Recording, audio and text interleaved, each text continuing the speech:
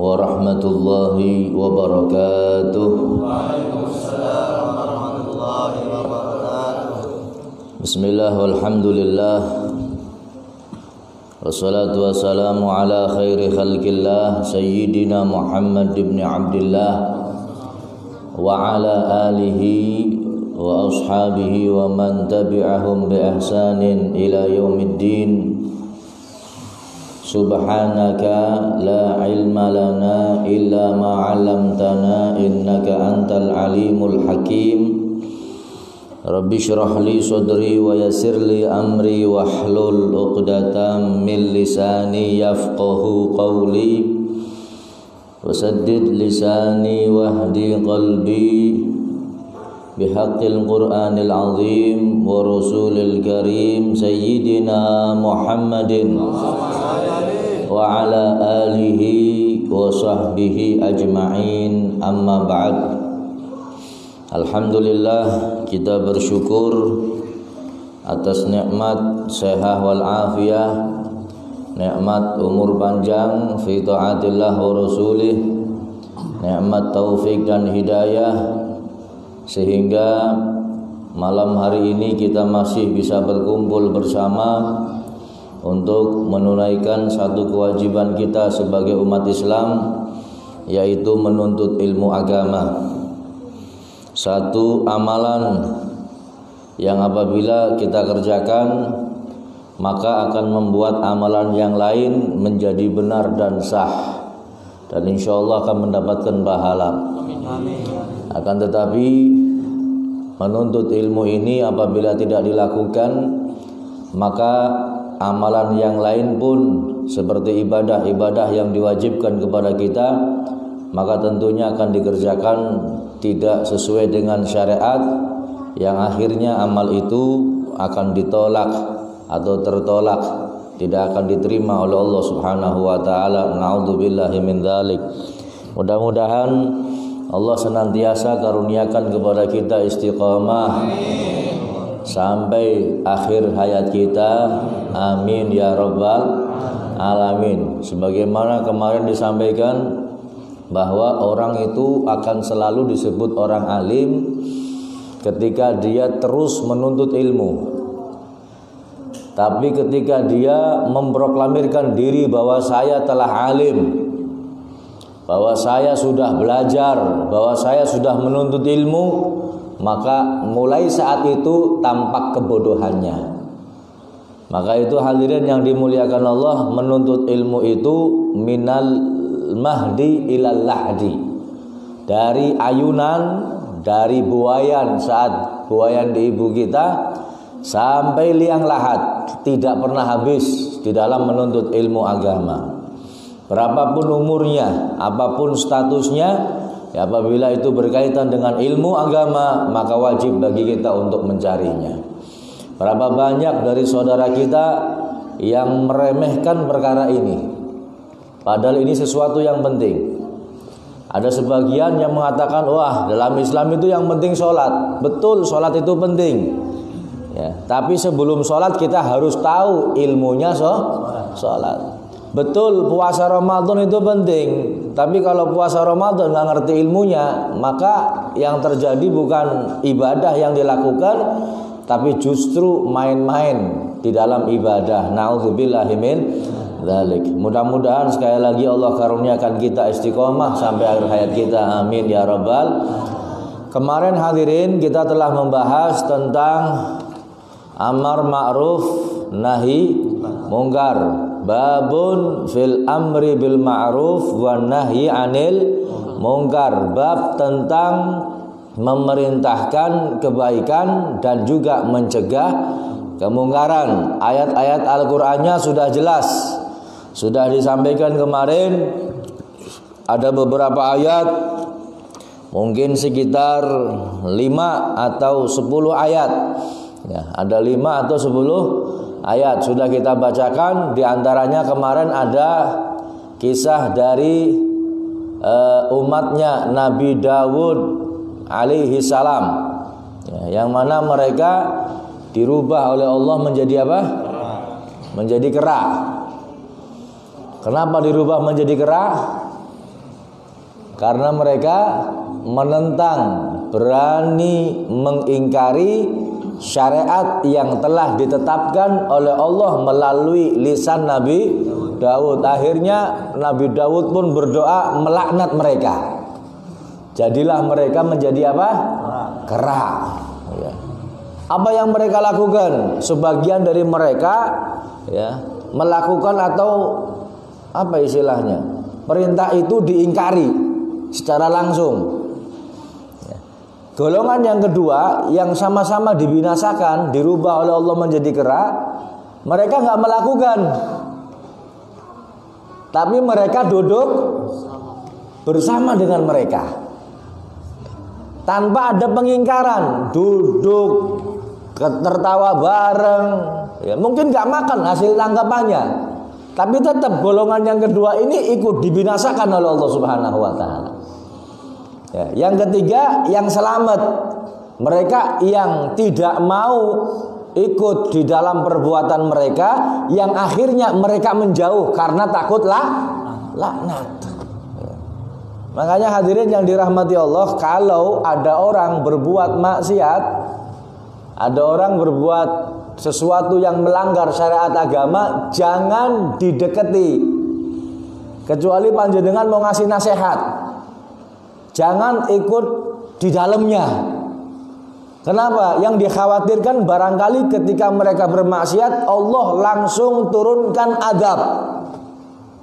Kita nggak ngerti apa-apa, kita nggak ikut melakukan, tahu-taunya ikut kena imbasnya. Na'udzubillahimin. Nah ini golongan yang ketiga, pinter dia nggak melakukan, dia ingkar, tapi dia nggak mau hidup bersama dengan mereka. Akhirnya ngungsi, bikin desa sendiri.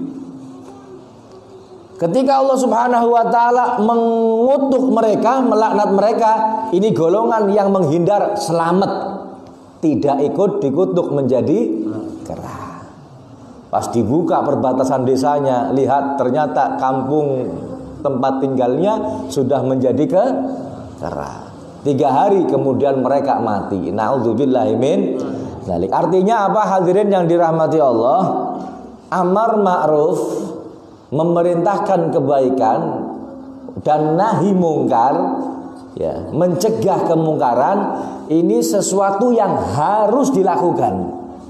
Harus dilakukan. Kenapa demikian? Oke, betul kita nggak melakukan hadirin, ya, tapi tetap kita akan kena imbasnya. Makanya sebelum kita imbasnya, kita peringatkan mereka yang bisa dengan kekuasaan, dengan kekuasaannya.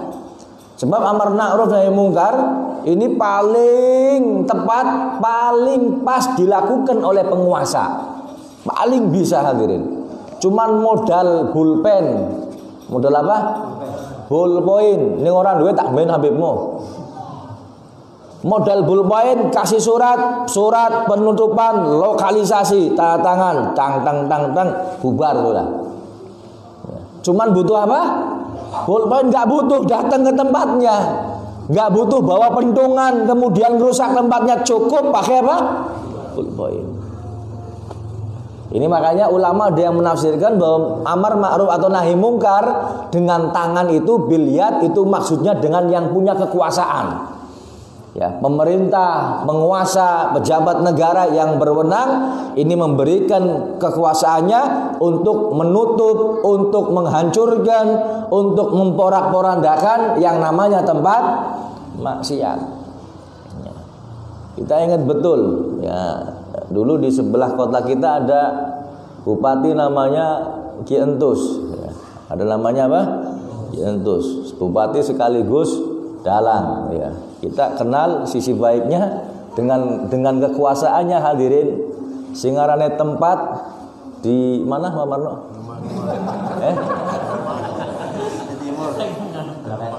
Loh iya Pak. Langsung dipasangi plang. Terus lokalisasi di tempat ini ditutup secara permanen. Tanda tangan. Habis hadirin. Ya, terus Satpol PP diperintahkan kon operasi.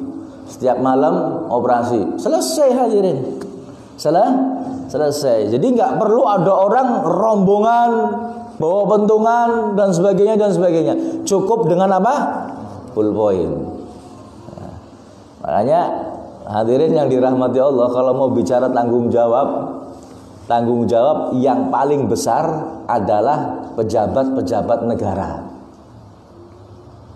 Ketika melihat rakyatnya mengabaikan urusan agama, mereka nggak mau sholat misalkan, nggak puasa Ramadan, kemudian yang berwenang diam saja, ikut kena dosa. Ada tempat maksiat kok dibiarkan begitu saja, ya, padahal masyarakatnya sudah resah, masyarakatnya sudah laporan, kok diem saja. Yang dosa siapa? Yang dosa aparat negara, ya. Maka itu wahai para pemimpin-pemimpin negara ini, pejabat pemerintahan, tanggung jawab terhadap rakyat panjenengan bukan hanya berkisar sekitar ekonomi saja, tapi tanggung jawab moral dan tanggung jawab agama ada di pundak kalian. Kalau sampai tanggung jawab moral dan agama ini diabaikan, maka siap-siap besok di akhirat akan dituntut oleh Allah Subhanahu wa taala, dimintai pertanggungjawaban. Yo ya. Ki Habibmu ngomong kayak kiai panjenengan saksi ya. Kok bokat nang akhirat Habibmu dituntut, kon dadi kiai, dadi ustad, dadi dai wis ngomongi pejabat durung. Wis ngomongi aparat belum? Sekarang sudah saya sampaikan dan sering kita sampaikan. Ya. Jadi ini kewajiban untuk amar ma'ruf nahi mungkar, ini yang paling pas, yang paling tepat ada pada para penguasa. Mudah-mudahan kita doakan hadirin. Jadi bukan dinasihati saja, kita doakan. Mudah-mudahan para pejabat kita, para aparat kita diberikan kekuatan zahir dan batin. Bisa menjalankan amanahnya untuk mengatur daerah-daerahnya masing-masing dengan aturan-aturan agama, aturan-aturan syariat Nabi kita Muhammad sallallahu alaihi wasallam. Mudah-mudahan diberikan taufik hidayah. Ya, sing maunen pon niat korupsi, mudah-mudahan dihilangkan niatnya, diberi hidayah oleh Allah Subhanahu wa taala. Sing wis nglakoni mudah-mudahan diparingi tobat. Amin ya rabbal. Diberi kekuatan taufik hidayah sehingga bisa menjadikan daerahnya masing-masing menjadi satu daerah yang baldatun thayyibatun wa rabbun ghafur. Amin ya rabbal alamin. Kita lanjutkan hadirin. Kemarin kita sudah bahas, sudah bacakan ayat Qur'annya. Sekarang adalah hadisnya. Wa ammal ahadits. Adapun hadis-hadisnya, fal awwalu, yang pertama, an Abi Sa'idin Al-Khudri, dari sahabat Abu Sa'id Al-Khudri radhiyallahu anhu, semoga Allah meridainya, qala, beliau berkata, sami'tu Rasulullah sallallahu alaihi wasallam yaqul, aku mendengar Rasulullah sallallahu alaihi wasallam bersabda, man ra'a minkum mungkaran, barang siapa di antara kalian ada yang melihat satu kemungkaran, fal yughayyirhu biyadih, maka rubahlah kemungkaran itu dengan tangan fisik. Yang pejabat dengan jabatannya, seperti tadi yang saya sampaikan.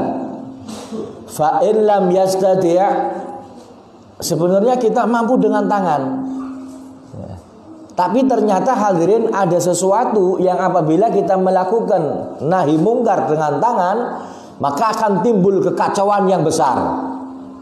Berarti kita belum mampu. Fa illam yastati', kalau tidak mampu kata Rasulullah, fa bilisanih, maka dengan lisan. Kasih nasihat, kasih petuah, kasih kalimat-kalimatul haq, kasih ucapan-ucapan yang benar, sampaikan kepada orangnya, sampaikan kepada aparatnya, sampaikan kepada perangkatnya bahwa ini satu kemungkaran, ya. Nasihat hadirin. Loh, saya nggak bisa ngomong, mau ngasih nasihat takut fitnah, mau ngasih omongan takut malah tambah ruwet. Fa illam yastati', kalau nggak mampu juga dengan lisan, kata Rasulullah, fa biqalbih, maka dengan hatinya. Dengan apa? Hatinya.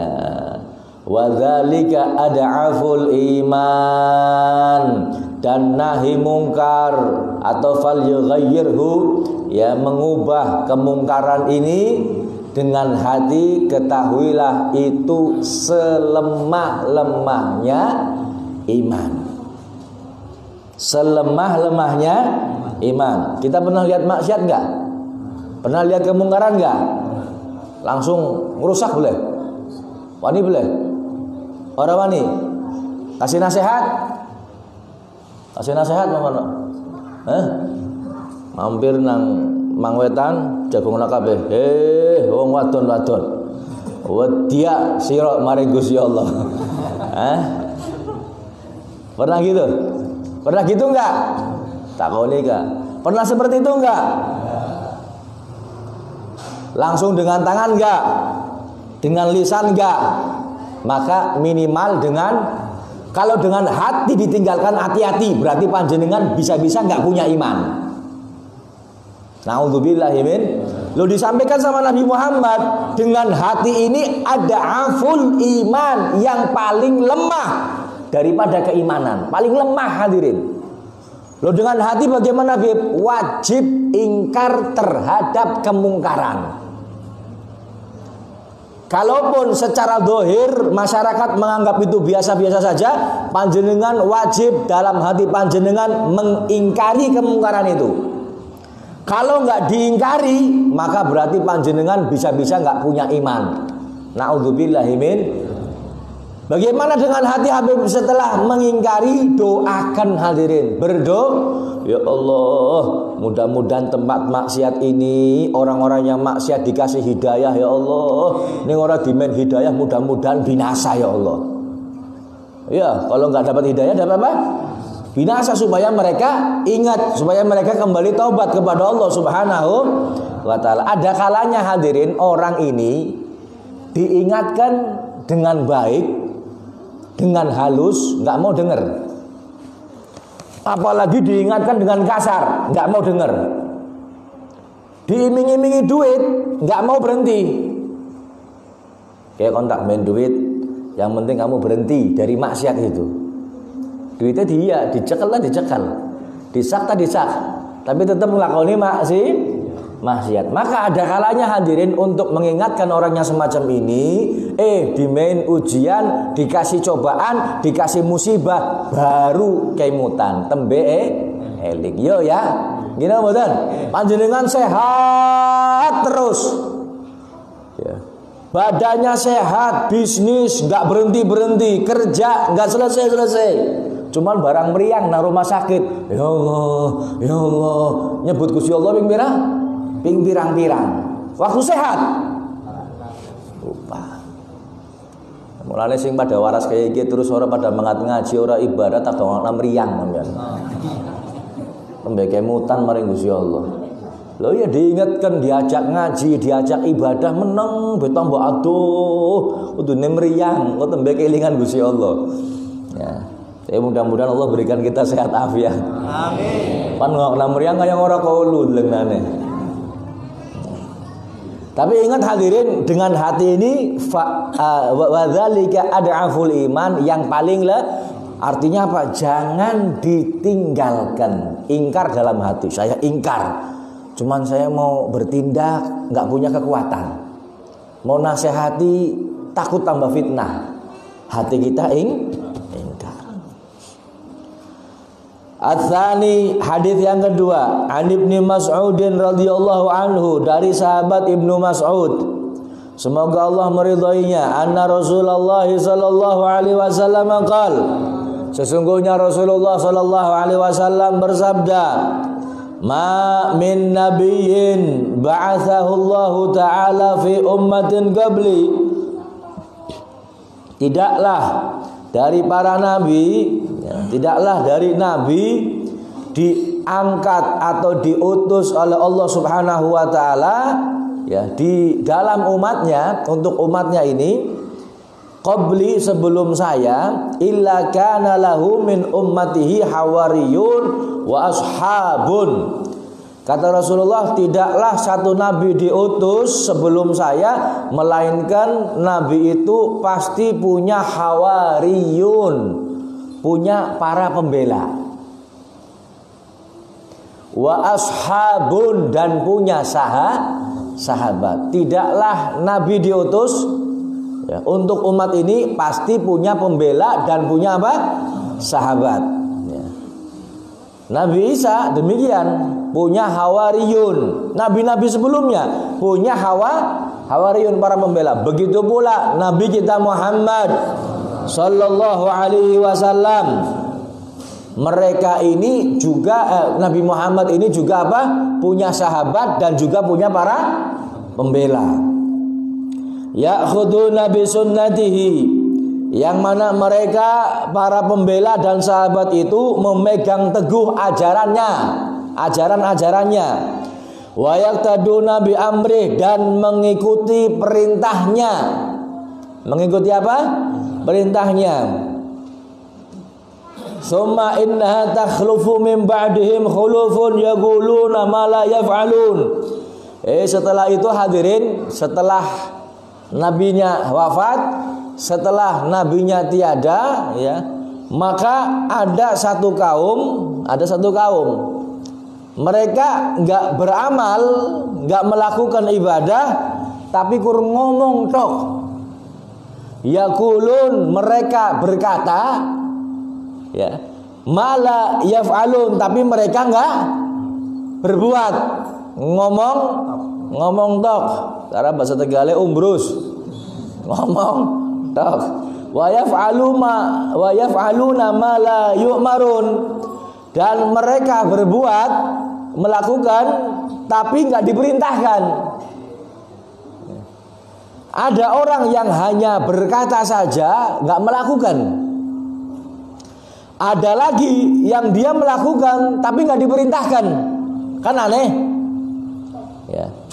Faman jahadahum biyadih, siapa yang berjuang kepada mereka, artinya meluruskan mereka, maka fahuwa mu'min, maka dia orang yang beriman. Wa man jahadahum bilisanih, siapa yang berjuang memperhatikan mereka dengan lisannya, fahuwa mu'min. Wa man jahadahum biqalbih, siapa yang berjuang dengan hatinya ya, artinya hatinya mendoakan, hatinya ingkar dengan kemaksiatan, fahuwa mu'min, maka dia orang yang beriman. Laisa wara'a dzalika minal iman habbatu khardalin, kata Rasulullah, setelah itu tidak lagi ada iman walaupun sebesar biji sawi. Artinya dengan hati ini amar ma'ruf nahi mungkar ini yang paling rendah, yang paling lemah, yang paling kecil. Kalau sampai nggak dilakukan, maka nggak ada iman lagi. Na'udzubillahi min dzalik. Nah ini hadirin, zaman sekarang seperti itu. Zaman Nabi Masya Allah, sahabat-sahabatnya melakukan semua ajaran Nabi Muhammad. Tidak ada satu sunnah pun yang luput daripada sahabat Abu Bakar As-Siddiq mengikuti baginda agung Nabi Muhammad. Bahkan ada yang mengatakan hadirin, ulama-ulama ahli kedokteran, itu sahabat Abu Bakar As-Siddiq saking cintanya sama Nabi Muhammad, itu diceritakan meninggalnya ini hatinya ini terbakar. Hatinya apa? Terbakar. Karena apa? Rasa rindunya kepada Nabi Muhammad SAW. Makanya ada satu cerita, pernah sahabat Abu Bakar tanya sama Sayyidatuna Aisyah. Sayyidatuna Aisyah siapa? Istrinya siapa? Istrinya siapa? Nabi Muhammad. Putrinya siapa? Sahabat Abu Bakar. Sayyidatuna Aisyah anaknya sahabat Abu Bakar. Berarti sahabat Abu Bakar apanya Rasulullah? Abu Bakar mertuanya Rasulullah punya mertua namanya siapa? Abu Bakar. Habibmu juga mertuanya namanya Abu Bakar. Ya. Saya mana tadi Pak? Kayak muter-muter kayak terakhir ya. Tanya sahabat Abu Bakar sama anaknya, "Wahai Aisyah, saya sudah nih melakukan semua ajaran Nabi, sunnah Nabi sudah saya lakukan. Kira-kira ada yang luput enggak dari saya? Kamu lihat semua kan, kamu lihat sendiri, saya sudah melakukan sunnah Nabi Muhammad. Ada yang luput enggak?" Ditanya, "Ada bah." "Apa?" Rasulullah itu setiap hari ke pasar. Di ujung pasar ada Yahudi buta. Ada Yahudi buta. Rasulullah setiap hari datang membawa makanan untuk Yahudi tersebut. Terus Nabi Muhammad datang setiap hari pokoknya memperhatikan itu Yahudi. Padahal orang Yahudi karena buta dibantu sama Nabi Muhammad. Ini akhlaknya Nabi Muhammad.